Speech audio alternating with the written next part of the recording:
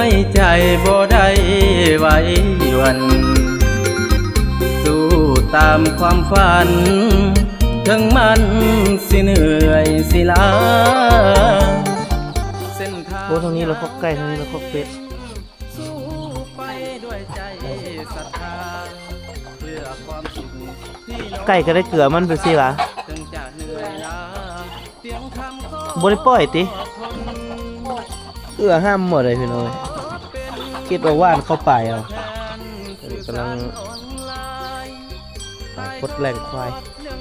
ปล่อยควายไปหากินหญ้าตามธรรมชาติเรื่องความปลื้มปิติยินดีของชาวบ้านแล้วระบบนายังสีดำเอาบ่หรือว่า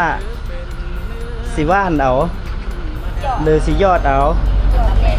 คำยินดีถ้าFCยังให้แห่งใจเสียงคำนี้ขอหักใสลำบากเพียงใดบ่ได้จมว่า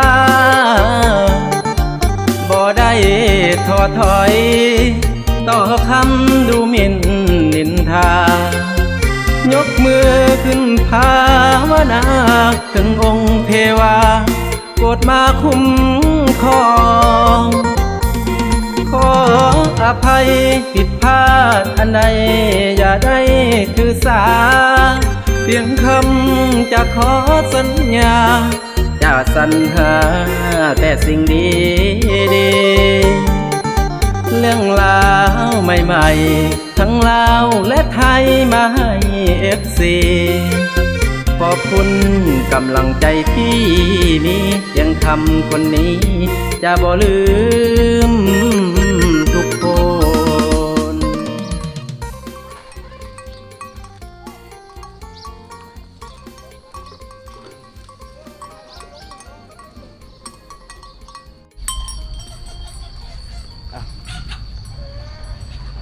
สบายดีตอนเช้า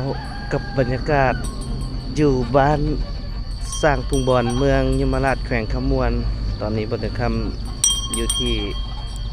บ้านเกิดอยู่กับคอกงัวคอกควายหวนคืนอดีตอีกครั้งหนึ่งเนาะ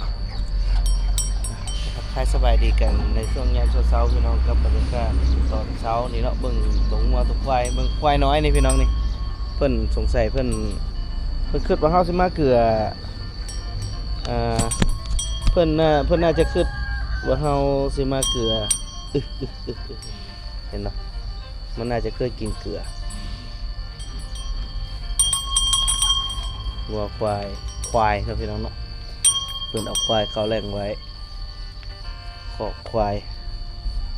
การที่เฮามีคอกควายเฮาเอาควายมาเข้าแหล่งอันนี้ทุกมื้อก็จะเห็นให้เฮามีฝุ่นคอกก็คือนี่แหละขี้ควายมูลสัตว์เนาะ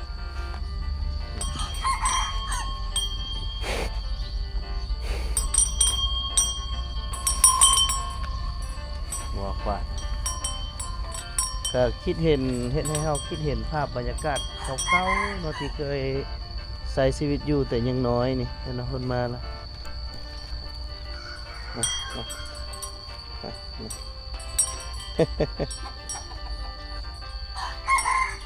ตอนยังน้อยบ่เตียงก็ใช้ชีวิตอยู่บ้านนี่แหละเนาะตั้งแต่เกิดจนฮอดประมาณอายุ7 ปี 8 ปีที่บ่ได้ได้เดินทางออกจากบ้านนี้ไปใช้ชีวิตอยู่บนอื่นเกือบ20 กว่าปีเนาะที่ออกจากบ้านไปประมาณ23-24 ปีออกจากบ้านมื้อนี้กลับมายามบ้านเกิดก็ได้เห็นกลิ่นอายเก่าๆของความเป็นแบบกลิ่นอายของอดีตนะ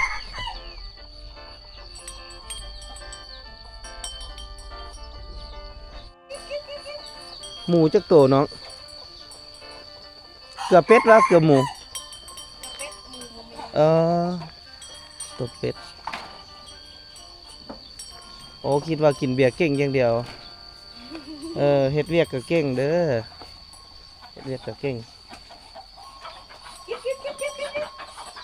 มโอ้ทางนี้แล้วคอกไก่ทางนี้แล้วคอกเป็ด อืม ไก่กันนี่ ไก่ สูตรเขาแล้วไก่ ไก่ก็ได้เกลือมันไปสิวะ เกลือแล้ว บ่ได้ปล่อยติ ปล่อยแล้วซวยแล้วปล่อย สวยจังปล่อยบรรยากาศ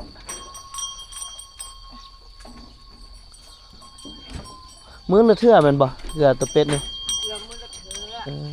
อเกลือห้ามหมดเลยพี่น้อย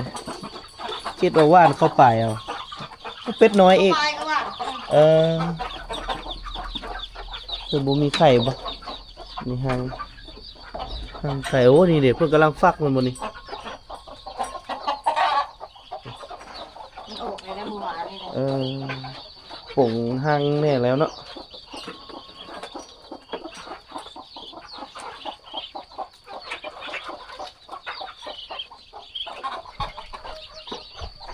นี่ก็คือภาพบรรยากาศในช่วงยามเช้าๆเอากลิ่นอายย้อนอดีตขึ้นมาพี่น้อง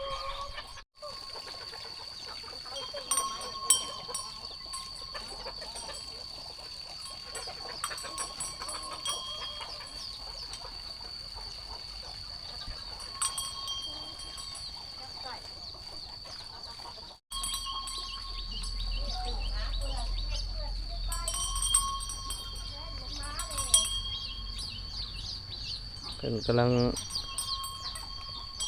ปลดแรงควายปล่อยควายไปหากินหญ้าตามธรรมชาติเนาะเพราะว่าส่วนใหญ่ควายอยู่เขตชนบทที่เฮาส่วนหลายจะปล่อยจะบ่ได้เลี้ยงมาเป็นฟาร์มนะไปแล้วไปกินเฟืองแบบนี้เนาะ 2 โมง 3 โมงมันก็มาเลย มันมาเองเลย เชื้องมันหยำเชื้องมันละมันกินเลยเลย ได้ว่ามันเคยได้กินมันก็มาเองเนาะโอ้บ่ท่าได้ไปนำเลยคักหลาย แม่มันเป็น ตรงนี้แม่เยอะมันบ่นี่ แม่มันอันนั้นมันตาบอดละคายก็ละ อื แม่เขา ม มัน เธอตัวกกตัวเหล้าละขายไปแล้วเนาะ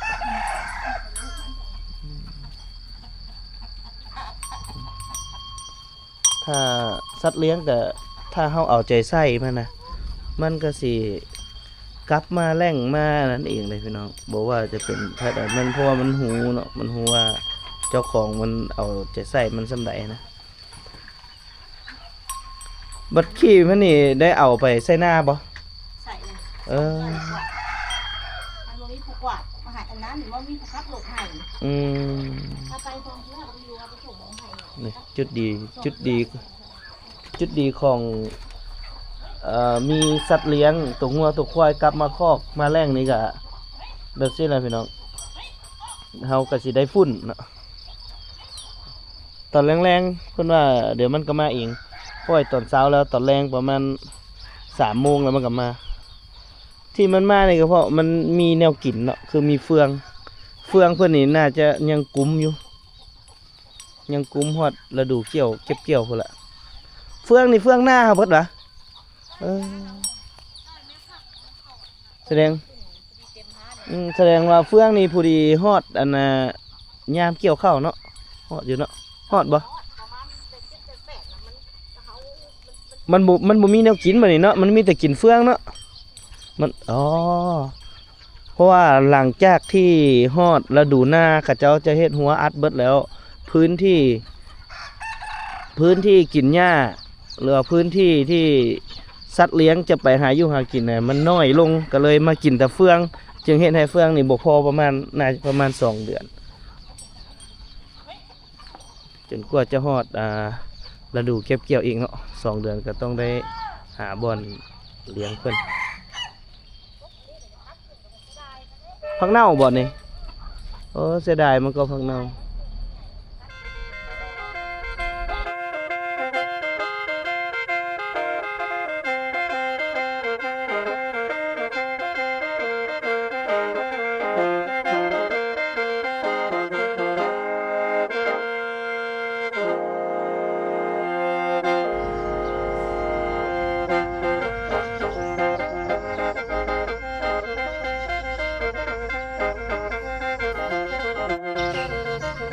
กล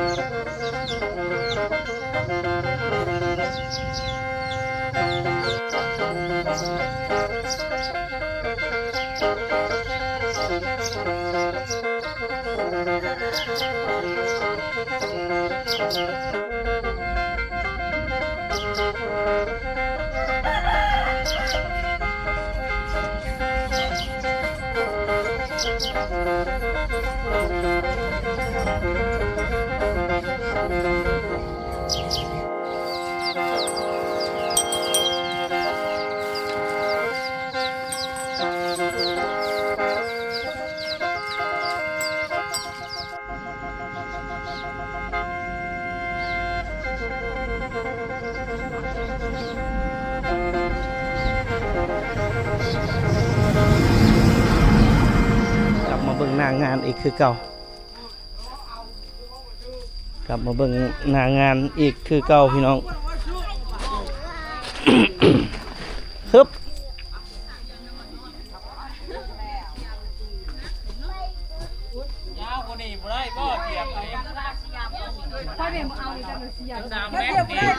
ชาวบ้านเพิ่นมา พันเอามือกันมาแล้วกอดกันไว้นะโบเห็น ถ่ายเอาคนนั่นเฮ็ดเวียกเลยเนาะบ่ถ่ายเอาคนนั่งเนาะ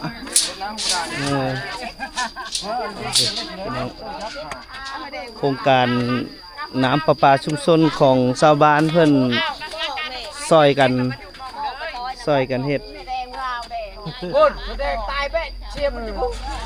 นั่นแหละมีแต่เชียบไม้แกก็มาเอามาไปแดงมาเอาเชียบเล็กไปหูปัดหูไฟหูปัดไปแดงมือไปเบเต้กับมือไปเอาที่ไหนมือไฟตัวมือเอามือน้องอยู่ด้วย บรรยากาศความสามัคคีของชาวบ้านในการออกแห่งงานรวมของพี่น้องบ้านสร้างทุ่งบอนทุ่งบอนป้าทางนี้คุดป้า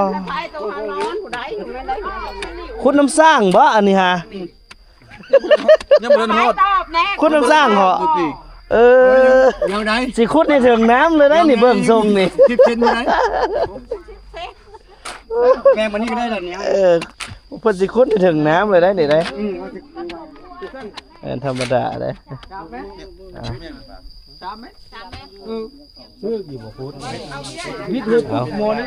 พี่อันนี้แม่บ้านมาให้กำลังใจกันได้แล้วเนาะ เมื่อไรใครย้อย อะไรใครย้อย เพื่อก็มันจะแบกใหญ่ แล้วผ้าเดียวเอารถไปเอาไหน หามแล้วหามทางนี่ทางแล้ว ไปเอาหามข้ามทุ่งนาโอ้ยอยากเห็นเลยเนาะบ้านนี่ตอนเช้าที่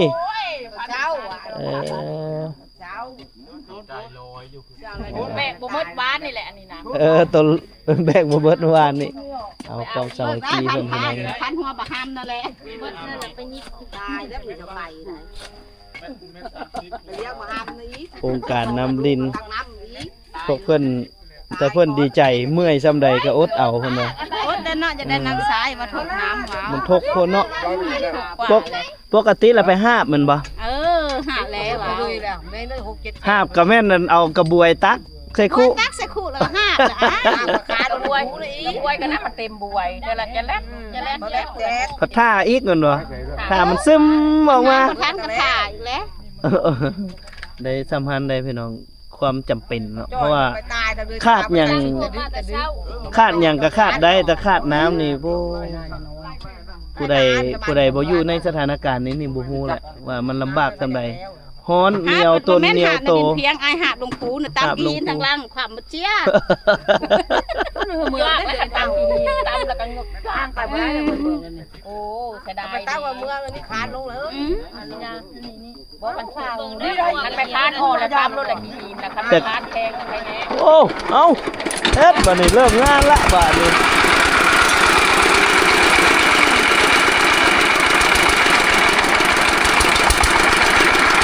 ทีมงานนั้นหนึ่งทีมงานเตรียมก่อสร้าง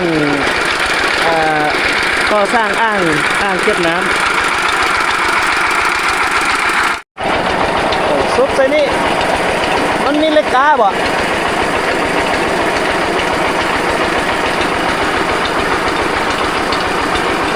โอ้พอใส่ดินเอาเลยโอ้ระบบอัตโนมือก่อนน้ำในไหนดิเนี่ยผมไม่ต้อง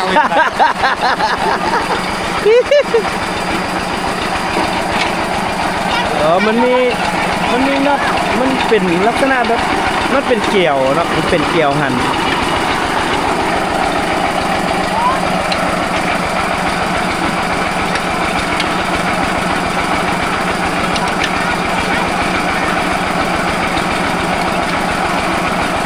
ทีมงานเจาะ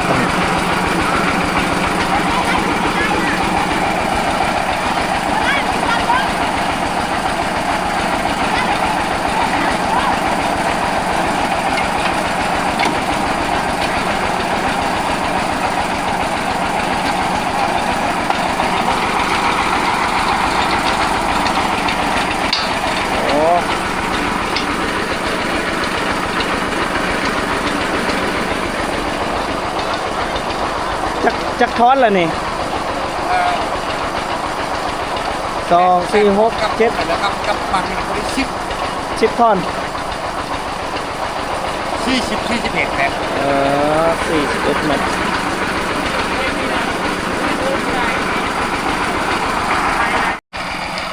เบิ่งความปลื้มปิติยินดีของชาวบ้านเป็นพร้อมพากันมาเฮ็ดบ่เตียงก็ดีใจนะที่ว่าชาวบ้านเขาเจ้าแบบมีความสามัคคีกันเฮ็ดกันสร้างบ่ซี่นะบ่เตียงก็ได้ระดมชื่นฮ้อนจำนวนหนึ่งเนาะมาให้บ้านเพิ่นเพื่อเจาะเอาน้ำไว้ใช้เนาะพี่น้องเนาะคือใช้เบิดบ้านเลยบ้านนี้มีอยู่55ครอบครัวเนาะ58หลังคาเรือนตัวเป็นว่าบ้านใหญ่กับบ่ใหญ่น้อยกับบ่น้อยเนาะพอดีกลางๆแต่ในการอึดน้ำของเพิ่นนี่โอ้ตั้งแต่จักเท่าใดปีแล้วพี่น้องจักเท่าใดปีแล้วที่ว่าบ่มีน้ำใช้นี่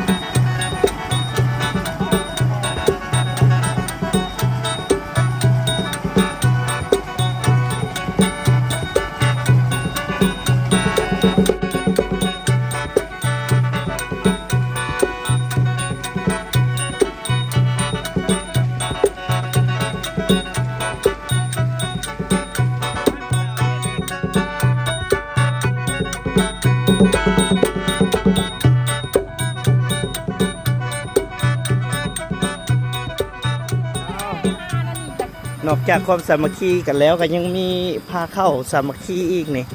อุ้ยอาหารเพื่อนอาหารนี่เห็นบ่กินสัตว์ป่าเพื่อนเราหน่อไม้ล้วนๆเมนูหน่อไม้เด้อ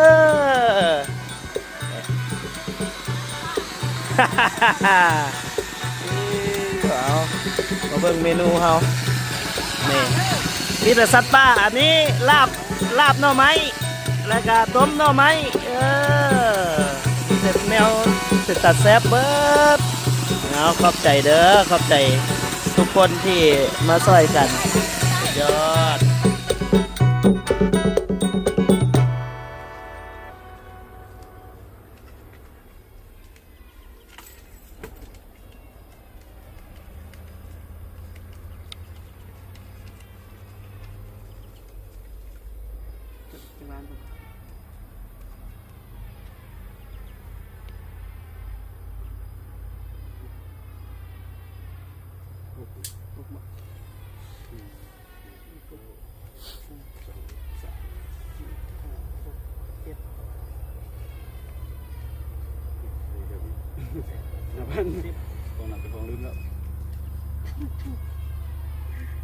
นับไปนับมาลงวะลง17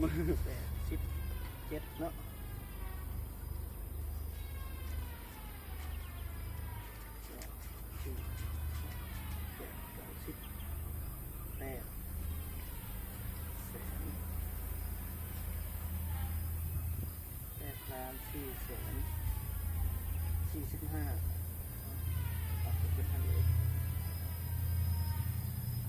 หมดหน้ายังว่ากันเนาะมาเอาเงินเล็กใส่เอามาเงินเล็กค่ะซื้อแต่ก็6869โพดน้องแปงฮะแมลงออกอีกมันเหรอนั่นแหละหัวหน้าวงดนตรีแก้วซอกไซเห็นคลิปแล้วถึกเลขเฉยซื้อขึ้นโอ้ยเฮาเราบ่ได้ซื้อขึ้นมาหาแนวเย็นๆมาให้กินนะดูจักป่องจักใดน้องแป้งเสร็จแล้วละยังแล้วละโมหกบ่โมหกเสร็จแล้วเบิ่งดูมีอย่างน้อแนวเย็นๆมากินแน่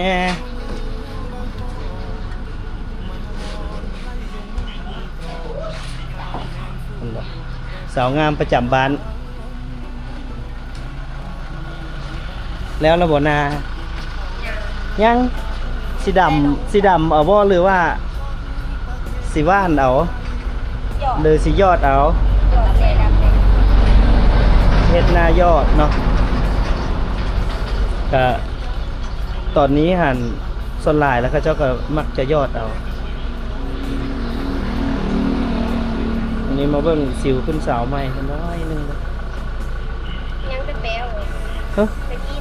ตอนนั้นอันคือว่าดังน้องเป็นยังก่อนนะฮะดังเป็นยังก่อนนั้นเป็นสิวช้างสิวยังบ่สิวมาสิวช้างช่วงรู้ในช่วงน่ะบ่ตอนนี้ใครแน่มันบ่นี่บ่แม่นแท้เครื่องสำอางวะโอ้กันอยู่บ่อยู่แล้วมันละสิวขึ้นสาวไหม น้องๆเป็นสิงแล้วสาวบ้านต่างคุงบอล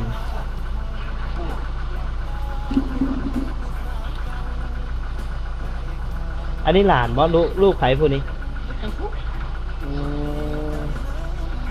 มะม่วงเป็นลายเนาะปีนี้เนาะรู้สึกว่ามะม่วงเป็นลายขนาดน้องแป้งบ่ได้ไปเบิ่งเขาเจ้าเจาะน้ำแน่บ่ฮะเจาะเฉยยังฮอดบ่ทันหูซ้ำโอ้ยอ้าวกระเจาะอยู่ทางหลังบ้านน่ะเด้เพิ่นมีน้ำใสเหลือเฟือแล้วบ่ไปเบิ่งกระเจ้าอีกเอานี่บรรยากาศอยู่บ้านสร้างผู้บอลพี่น้องเอ้ยบ่เตียงมาดำเนินโครงการเจาะน้ำบาดาลให้กับชุมชนเนาะก็ถือว่าได้หลายเติบแล้วแหละความสามัคคีกับเจ้าก็ดีหลายดิข้าวกินบ่พอมุมแลจึงเร่เข้ามาขายแหงเมามาน้ำตาสิไหลนี่ท้อกสอกะแห้งจันจอเพิ่นเที่ยวมาไล่ทบดอกทบต้นสิหาเอาใส่ทางเดียวเฮ็ดได้ก็คือขายตะวินแยงตาคิดฮอดทุ่งนาบ้านเฮาหลับตาเห็นผู้สาวเก่าได้ข่าวว่าใกล้วันแต่งดีใจน้ำเพิ่นบ่กล้า เจ้าคำแพงทุกมือเลิกงานยามแลงโทรหาแม่พ่อ